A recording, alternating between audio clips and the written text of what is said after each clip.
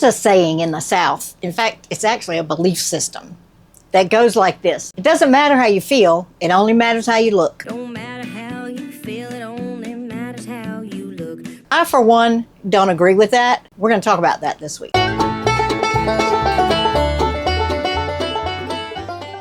Welcome back to the channel, y'all. I'm Cindy, your sassy Southern grandma. Glad to have you back. I am going to share with you as everybody on the internet says, my journey of the past year and some changes that I've made and some changes that have been successful. And hopefully it'll be helpful to you to make some decisions about what you'd like to do. And at least, if nothing else, you'll get a lot of information. August 24th of last year, I took a set of pictures because I started a weight loss journey that hopefully is the last one I'll ever be on. I plan for it to be. I'm 64. How much more time can I spend on losing weight? I have grown up basically on a diet. From the time I can remember, my mother was always on a diet. She's 81 and she's still, even with dementia, trying to figure out how to lose weight. She was successful many times on many different programs. And a lot of times, the times when she thought she was fat,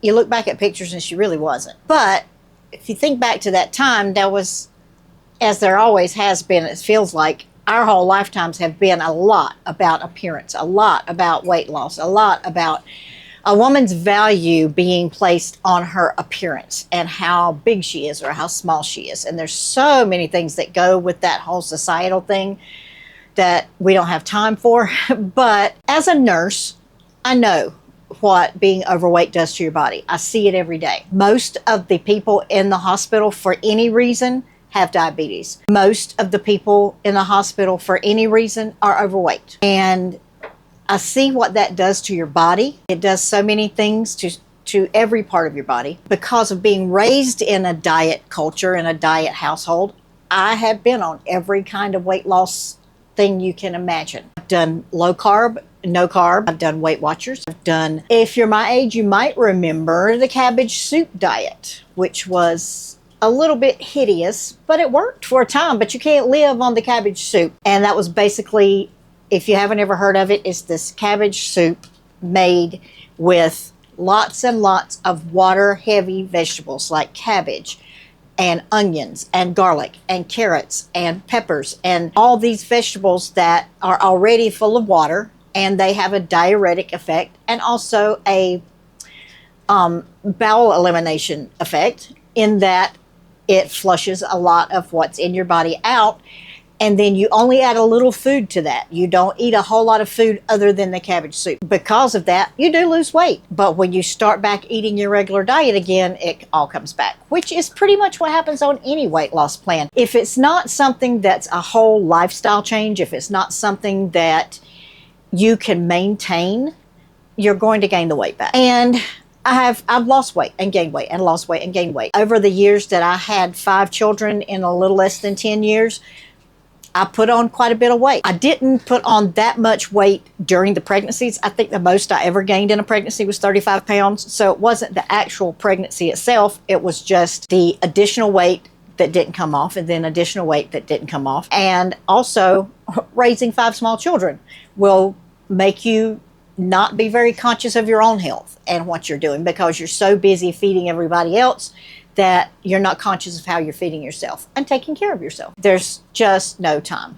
when you have 5 small kids. So I have been on, throughout the years, many, many things. I've gone to gyms. I've done just anything you've ever heard of, I've pretty much done it. I never have done like Jenny Craig or whatever the other one is where your meals are sent to you and you only eat what they send to you. I haven't done that, never had the money for that, especially when I had small kids. You have 5 kids, you don't have any money or any time. So throughout the years, with or without my mother, I have been on every single diet known to womankind. I have read all the books. I followed The Biggest Loser. I bought a bunch of their books. I've bought cookbooks. I've done it all. There's hardly anything I can think of that I haven't done. I have not had gastric bypass surgery. I have nothing against it. But I did start researching GLP-1 medications when they first started becoming popular for weight loss, when they first started being prescribed for diabetes, pre-diabetes, and weight loss. Now, keep in mind, this is not a new medicine. They've been using GLP-1s with diabetics for 20 years. So when people say it's a new medicine, we don't know what the after effects are, we don't know da-da-da-da, we do, because it has been used for 20 years, just not in the population of people that are using it now. Being a nurse, I'm very skeptical, I'm very research-oriented, and I'm very thorough. And before I take any medicine, before I took any antidepressants, before I took any, I take Celebrex for my joint pain, any of those things, anything that I've ever taken as a medication, I've always researched it, looked at side effects, looked at the studies done on it. They teach you how to do that in nursing school. So I always have researched very much everything that I've ever put in my body as far as medications are concerned. I had a lot of skepticism about the GLP-1s because of the conflicting information that you get on the beloved internet. But I learned, as I learned in nursing school, to go to reputable sources. When we did papers in nursing school, we only had 1 or 2 places on the internet we could get our research from. The Mayo Clinic was one, and there was, I think the NIH was the other one. So I learned early on that you don't just believe everything you read. You don't believe everything you see. You don't believe everything you hear. There's so much wellness space out there now that is not really wellness. It's selling you things. So you have to be very careful who you listen to, look behind what they're saying and what their motivations are. Are they just saying this to sell you something? I'm not here to sell you anything. I just want to share my experience, what has worked for me and why, and what my plan is for the future, and also try to dispel a lot of the myths that are going around. It seems like, especially on social media, that people grasp onto a pro or anti stance on something and they hold on to it with their life. That no matter what new information they get, no matter where they get information from, they are never going to let go of that stance they took 2 years ago or that stance they took a year ago. I said it out loud, I said it on the internet, so I can't ever go back on what I just said. That's not realistic. There's new information coming out all the time about everything. So, I mean, there's so many gimmicks out there to sell you something. So be very careful with whatever you decide to do for yourself in whatever realm of your health, whether it's weight loss, cancer, arthritis, autoimmune diseases are rampant now. There's not an aromatherapy that's going to cure your cancer. There's not an aromatherapy that's going to cure your arthritis. Aromatherapy can help you in a lot of ways, but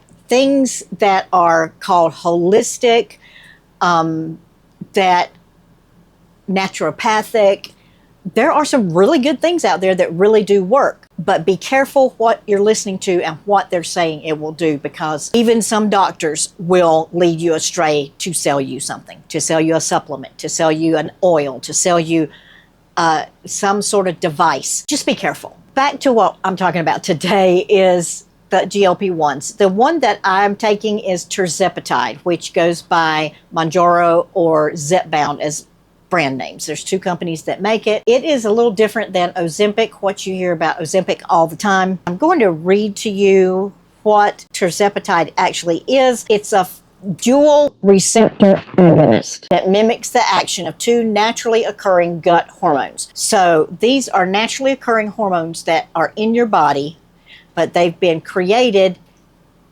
by scientists and developed in such a way that it increases the action of an already naturally occurring hormone. Ozempic is a GLP-1, which means a GLP-1 is a glucagon-like peptide that stimulates insulin secretion and suppresses glucagon release, I'll explain that in a minute, and slows gastric emptying to promote a feeling of fullness. So it promotes insulin, which is something that diabetics, pre-diabetics have issues with. You eat, your body has to produce insulin to open the little gates to let the sugar go into your bloodstream to get to the cells to give you energy. Glucose is a fuel for your body, but the glucose cannot get into your cells to produce that energy if you don't have the insulin to open the gates of the cells to do that. If your pancreas has been overloaded, if it's not working correctly, A lot of times the way we've eaten for years and years and years can damage how our pancreas works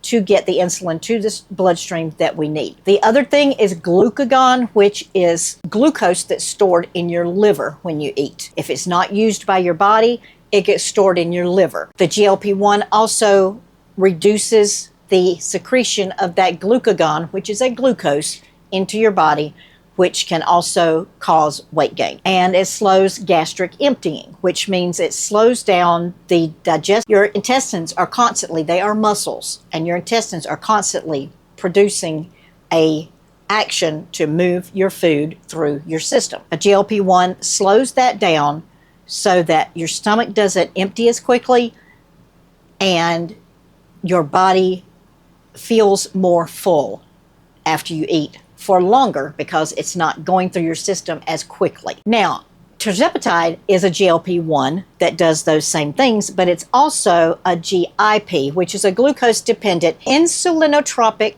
polypeptide, which enhances the release of insulin from the pancreas, particularly after you eat. So it has an additional mechanism from Ozempic or semaglutide, which enhances the weight loss because it's giving you a dual action in your system. These GLPs that are in our body have receptors that are in our brain, in our stomach, in our intestines, in several different parts of our body that send messages. When the GLP receptors receive the GLP, they send receptors to our brains that help stimulate or tamp down appetite. One of the biggest things that I have seen, one of the biggest benefits, is the reduction and pretty much elimination of what we're now calling food noise. I've had this my entire life and did not know that it was called food noise. I thought everybody had this. I thought everybody constantly thought about what they're going to eat next. I thought that people who lost weight on diets and lost weight at Weight Watchers and lost weight with Jenny Craig,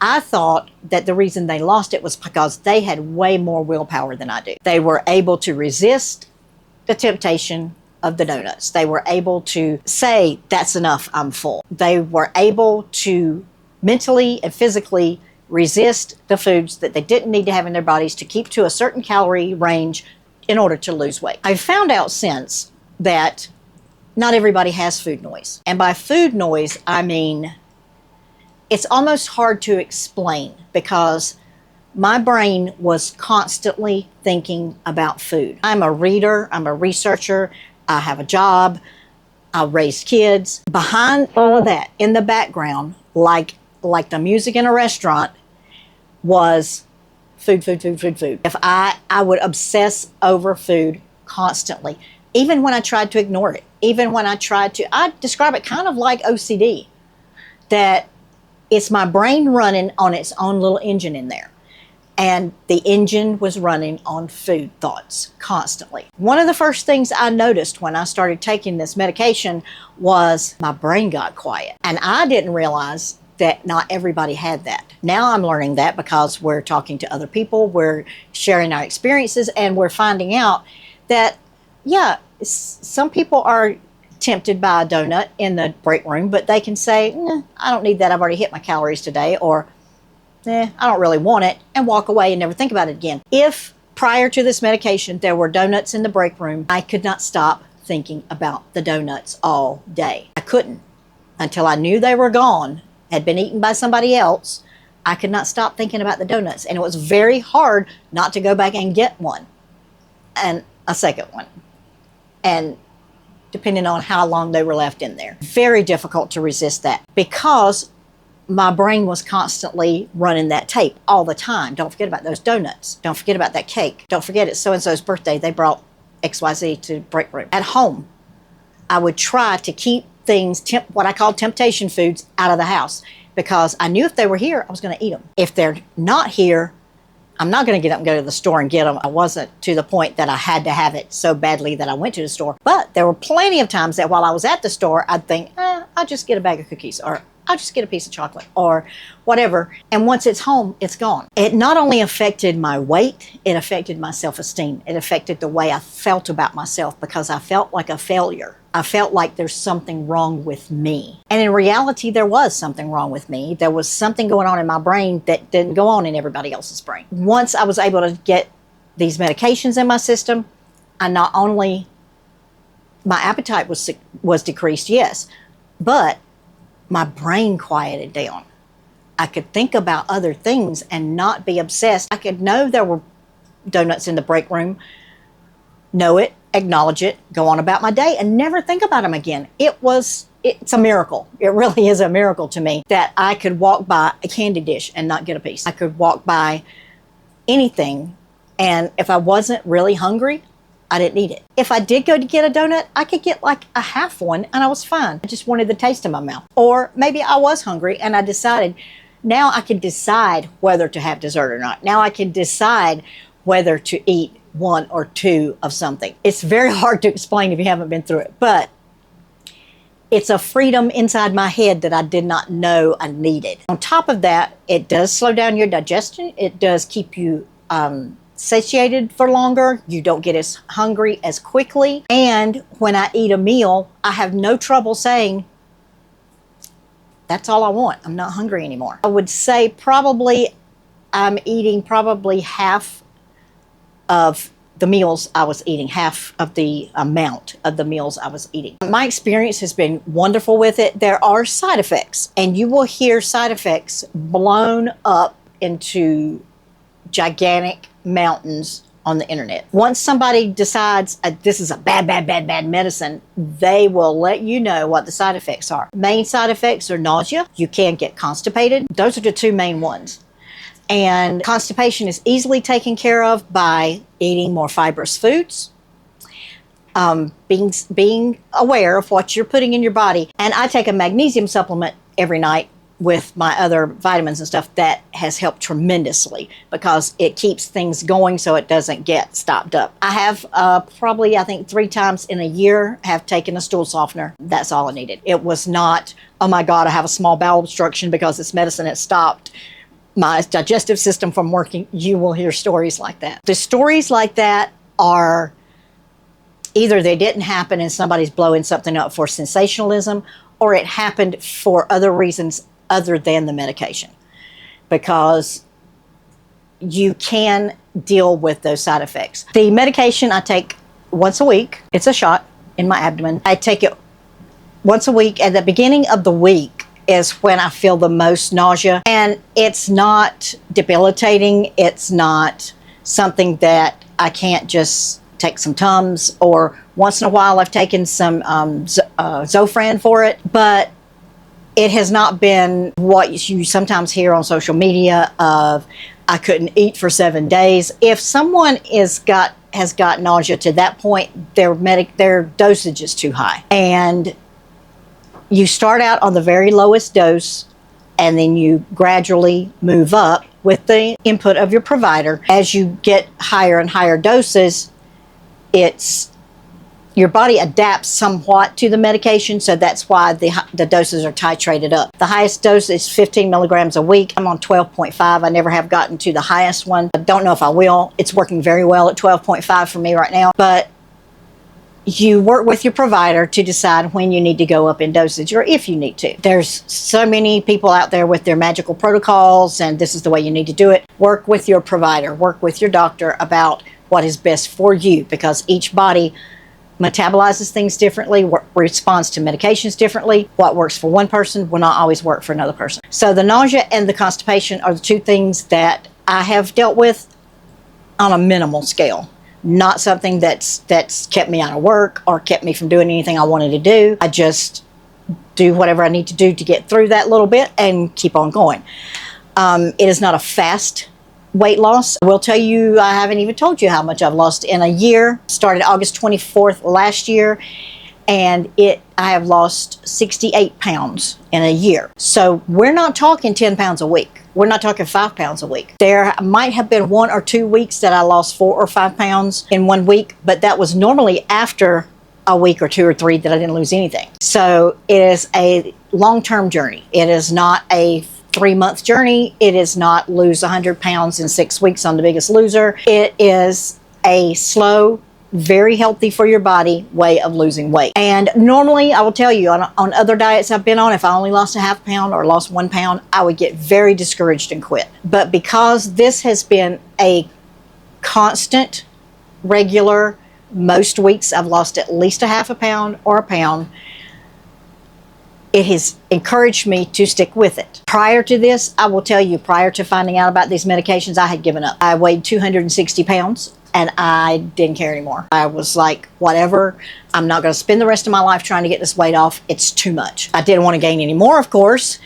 But every time I think about my mother being 81, almost 82, and she's still looking for the magic thing, I don't want to live like that.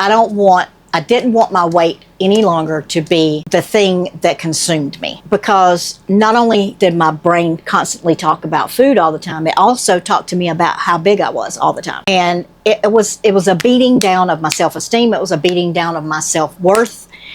And it's not only been a journey of losing the weight, it's also been a journey of reprogramming some of those thoughts in my head. The medicine helps with the food noise, but you have psychological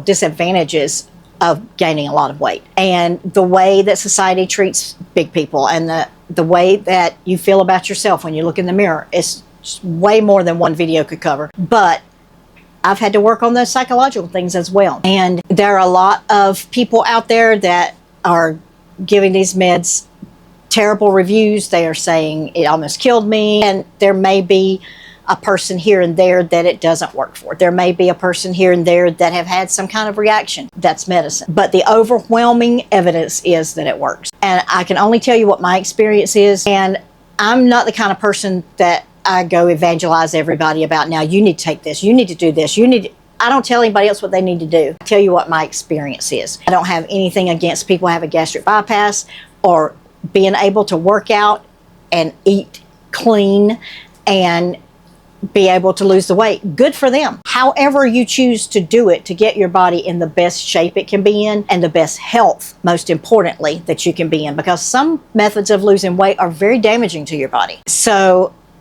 all that to say, do your research. Know what it is that will work for you, and do it. If it's a medication, do it. You know, people have high blood pressure, they take a medication. We don't beat them up for taking medication for high blood pressure. People who have diabetes take insulin. Some of them take it for the rest of their life. And I was headed that way. I had pre-diabetes. And each time I had gotten my A1C checked, it was going up, it was going up, it was going up. Just barely, like a 0.1 or 2 was away from being diabetic diagnosis. And I did not want that, because it runs in my mother's side of the family. Every adult on that side of the family has diabetes. So I did not want that. I did not want to end up with what I see in the hospital. That was my main motivation.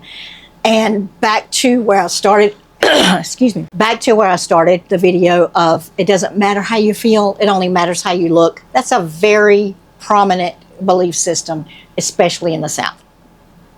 A lot of times it's talking about emotionally how you feel. It doesn't matter if everything's going crappy at home. When you walk out in public, everything's fine. It doesn't matter if you have terrible thoughts in your head about yourself or your spouse or your family or your children. When you go out in public or go to the family reunion, everybody loves everybody. It doesn't matter how you feel. It only matters how you look. But this has taught me over the year that it truly, when it comes to weight loss, it doesn't matter how you look. I have wrinkles now in places I didn't even know you could get wrinkles. I've got loose skin, and I may get some surgery down the road after I'm at where I want to be on my goal weight. But I don't care. I don't care really what I look like. It's amazing. I'm going to show you pictures at the end that will show you before and afters, what I look like and a year ago and what I look like today in the same clothes. That's why I'm wearing t-shirt and shorts today, because I had those clothes on for the pictures. And this is the outfit I was wearing a year ago when I had those pictures taken. And you'll be able to see the difference when you see those before and after pictures. And what I see is how I feel. I was at the point that when I work a 12-hour shift, I usually walk between 8,000 and 10,000 steps in a 12-hour shift. And I get a 30-minute break for lunch. That's a lot of walking. and especially with almost 300 pounds on your body. At the end of the shift, I would be in tears walking to my car because my knees and my hips and my back and my feet hurt so badly. I've been getting shots in one of my knees because it was hurting so badly. I'm about 3 months out from my last shot, and usually I've been getting a shot every 3 months because by the time the second 2.5 months goes by, that knee is starting to really hurt again. It's not hurting now because I've taken 68 pounds off of the pounding of going 10,000 steps in 12 hours. That's 3 times a week. So I'm walking 30,000 steps a week, carrying an extra 130 pounds. So I'm not there yet. I definitely have a long way to go, but the difference that in the way I feel, the difference in the clothes that I can wear, I have thrown out, not thrown out, given to Goodwill, 2 bags of clothes that I can remember, the big black garbage bags. I have had to buy new scrubs because the ones that I had were starting to look like huge sacks on me. And just the way that I feel about myself and the way I feel in my body has made every bit of it worth it. I can't express how much better I feel. My husband notices the difference in the way I move around, the way I get up out of a chair, the way I take steps, the way I step off of a curb, just the way I carry myself now, because I'm not hauling around an extra 68 pounds. I encourage you to look into these medications. I encourage you to look into any option of being able to become a more healthy person, no matter what your age, because I was getting to the point where I was 63. I mean, why am I going to beat myself up and deprive myself for the rest of my life to maybe lose weight? Because that's the attitude I had now. Nothing works. Why am I punishing myself with not eating the things I like for no profit, for no good outcome? But now I can say it's worth it. It's worth, hey, I still have a dessert at a restaurant once in a while. Not every time we go somewhere, but once in a while we'll split a chocolate lava cake with vanilla ice cream and magic shell on top. That was the last dessert we had a month or so ago. And sometimes we'll do that, but I can do that and know that I'm not going to fall completely off the wagon and the truck and the driveway and the train and everything and just go back to cramming everything in. Because once I have that taste of something sweet, I'm fine. And I don't think about it anymore. So I encourage you to try to find out what works for you, for your health, because that's the ultimate important thing. Because if you lose a leg to diabetes, if you lose a foot to diabetes, if you end up in a wheelchair, if you have a heart attack, if your body will start to break down with the extra weight and with the poor eating habits, the overeating. The most important thing is your health and how you feel. If you have any questions about these medications, or you have any questions about other weight loss methods, I've tried them all. I can kind of tell you how they worked for me or didn't work for me. Please put those comments down in the comment section. I'd love to engage with you about those things and answer any questions that I can, or point you in the right direction of some real scientific knowledge about these medications. Thank you for listening. Here's my before and after pictures. See you next week.